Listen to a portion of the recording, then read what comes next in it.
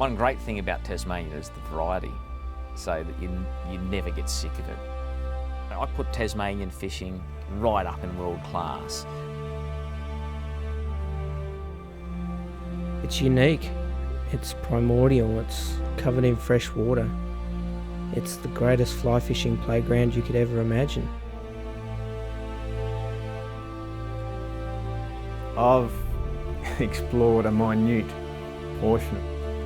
I mean, it'd take me a lifetime to see it all. That's one of the attractions as well. And it's just a matter of where your imagination takes you.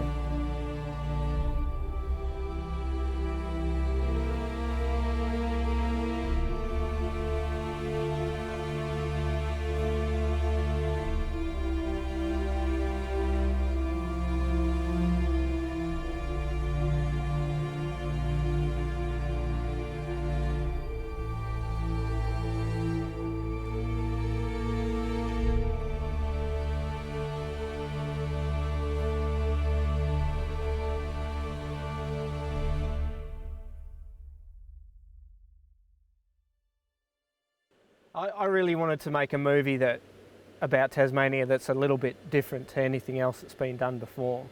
What I really wanted to do was capture what it means to fish in Tasmania, to try and capture the soul of the place and the fishery. You know, the problem with planning a movie in Tasmania is there's 1,000 things that you could go and film.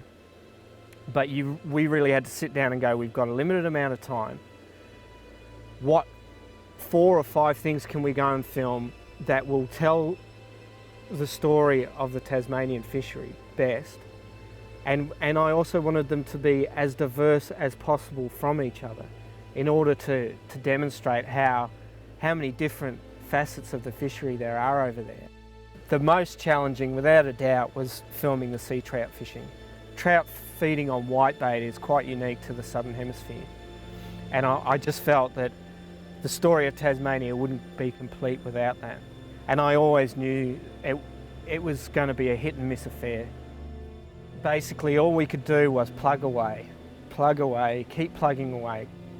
And you want to catch one, but you've just got to flog it. You've got to flog it hard. And just keep fishing, just hoping that we would catch a fish. And we were so lucky in the end.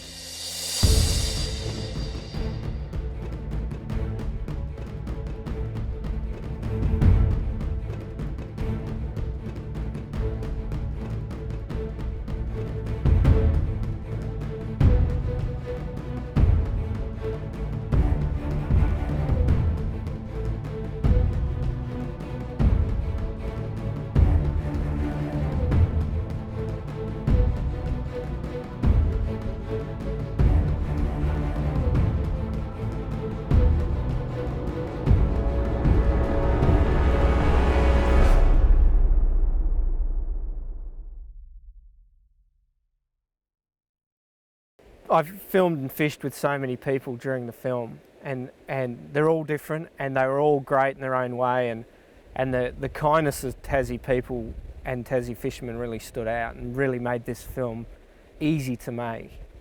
But if I had to say one guy that really inspired me and also gave me a lot of laughs on the way, it would have to be Craig Rist. And he's incredible. He's like that little Energizer bunny on that ad, you know? He just keeps going and going and going and going. And it doesn't matter what the weather is. If it's snowing, he's out there. If it's windy, he's out there. If it's raining, he's out there. He's got this incredible drive to go and fish. And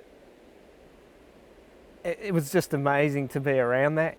I love going fishing in the rough weather, but but it's not for everyone. But you know, if it was easy, you wouldn't do it, would you?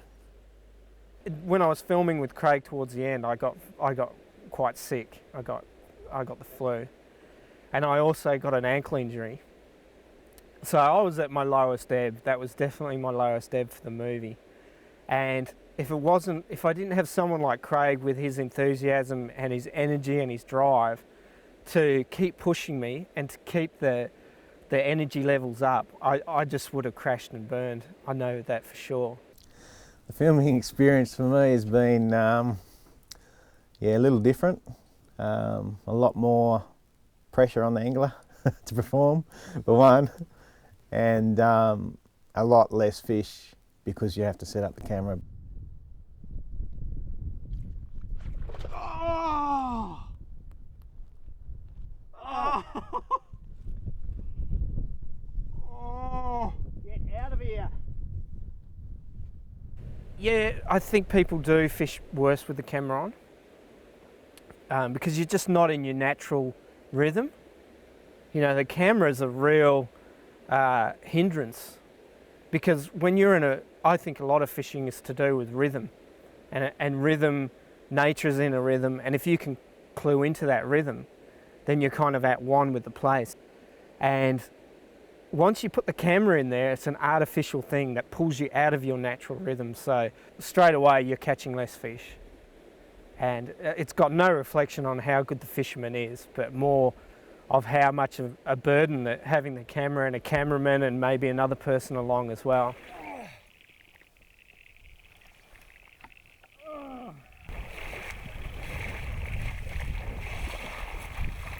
Too tense. Too tense. It's a challenge.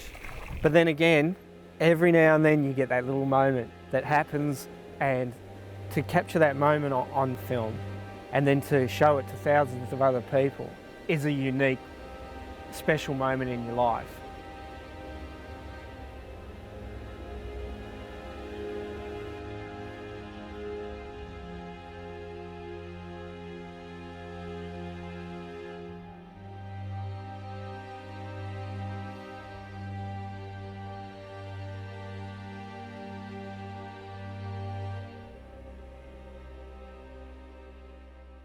I wanted to make a beautiful film. I wanted to capture the beauty, the wildness, the diversity of the fishery in Tasmania.